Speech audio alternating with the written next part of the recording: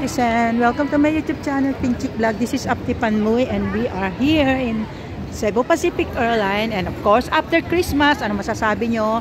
Maraming uuwi, maraming babalik papunta sa kanilang trabaho. Kaya ayan po, boarding gate,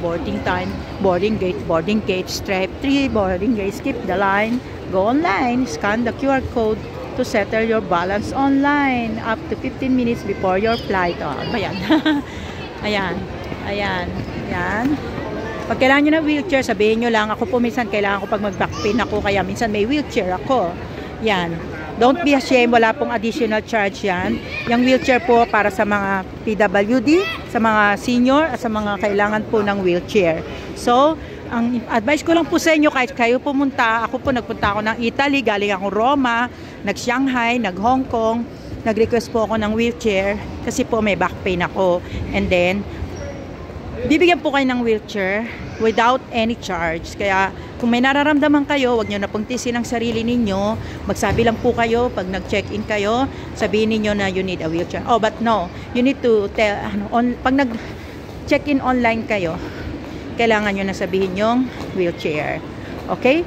Hindi yung kasi minsan pag sa counter nyo na, pag sa exact date kayo pumunta, pag nag-check-in kayo tapos humingi kayo ng wheelchair, sasabihin nila na, oh, you should come earlier. Hindi yung rush hour, ano? Tapos, hindi lang yun, minsan sinasabi nila na kailangan sa ano nyo na i-request. Pag nag-check-in online kayo, i-request nyo na yung wheelchair. So, this is about wheelchair po. Pinag-usapan po natin ngayon yung about wheelchair. Yan. Kaya pag hindi kayo convenient sa inyong pag-travel, don't be shy to ask for the wheelchair. Kasi, para po sa mga senior citizen natin, saka sa PWD, at saka ako po hindi PWD, pero may back pain po kasi ako, kaya yun ang aking request minsan, lalo na pag may madala akong hand carry, may hand carry na ako, may backpack pa ako, nagre-request po ako ng wheelchair. Kung masasabi ko lang sa inyo, if you wanna request for a wheelchair, yan, sabihin nyo po earlier. Ayan po, ang dami nilang wheelchair nakapila doon, no? Siguro dito nila kinukuha ang wheelchair nila. Tingnan nga natin. Service. Ayan, oh. Service desk. Ayan.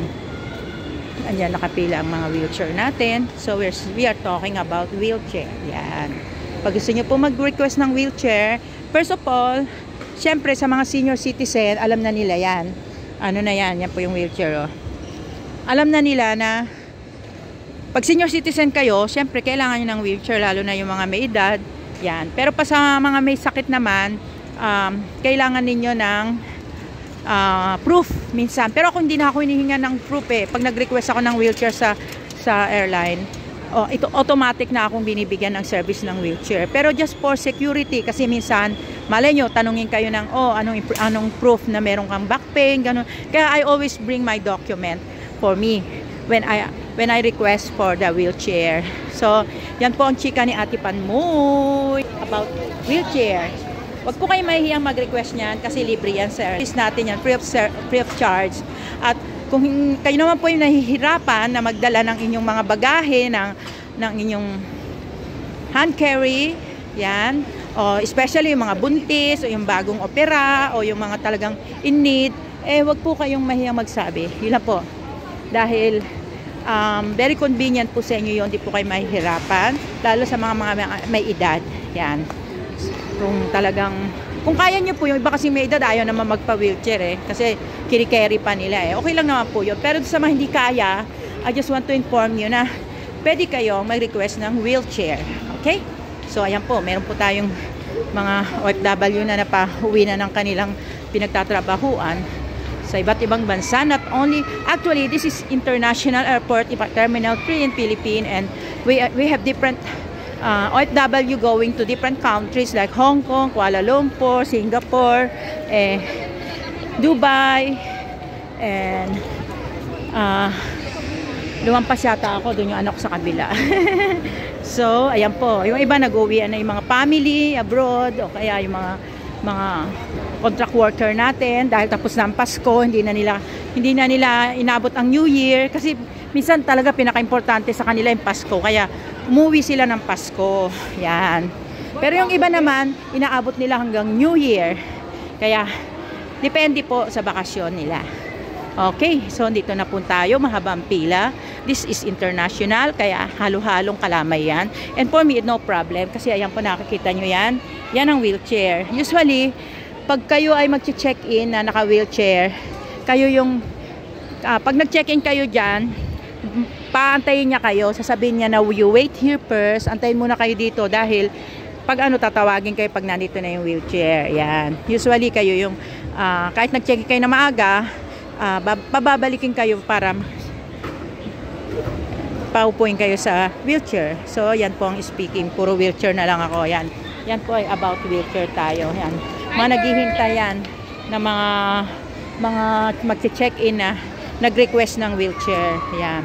And for your information, dito sa Pilipinas, syempre, dahil extra service yan na ni-request nyo, minsan, it depends on you, na sa inyo na kung gusto nyo magbigay ng tip o hindi. Kasi hindi naman required yon. Pero kung kayo po ay may gustong bigyan ng tip yung nagtulak sa inyo, okay lang po. Pero sa ibang bansa, hindi po pwede yun. Kasi parang, ewan ko, kasi pag nag-wheelchair ako, yung pag sa Pilipinas, siyempre inaabot ako yung nagtutulak sa akin, sabihin ko, this is, uy, pangkape mo yan o ayan pasensya ka na yan, pangkape. Pero pag sa ibang bansa, hindi ako nag-aabot kasi parang hindi pwede ewan ko, hindi nila tinatanggap, bawal yun, lalo na sa Hong Kong, huwag kayo mag-aabot ng tip sa kanila.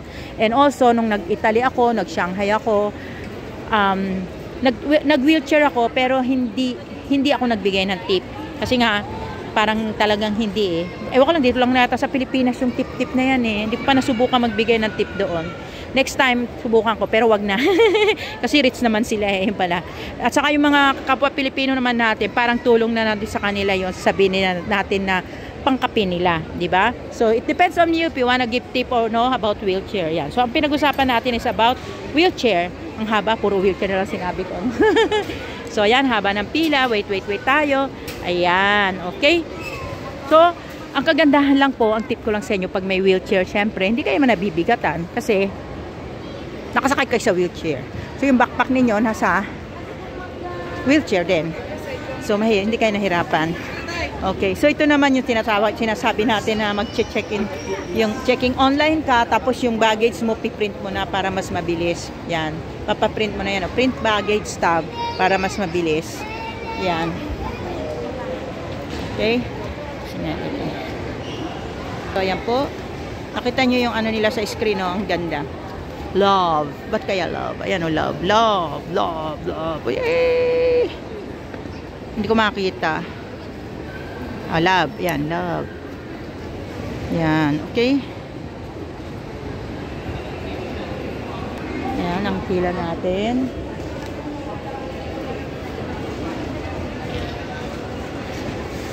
Yan. Yan po yung baggage print out. Yan. Para, hawak nyo na yan. Para pag checking kayo, mas mabilis. Yan, mga in-check din nandyan. Ito mga ano to banda rito. Yan, nakikita mga senior citizen or with children. Dito sa pila na to. Dito yung sinasabi nila na ano, ayan nasa drawing naman ayan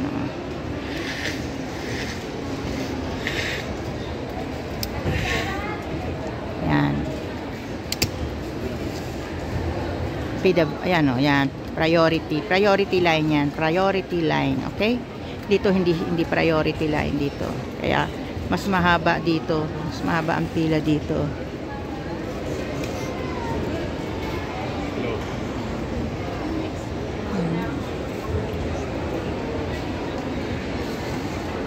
Dito na lang po. Bye-bye.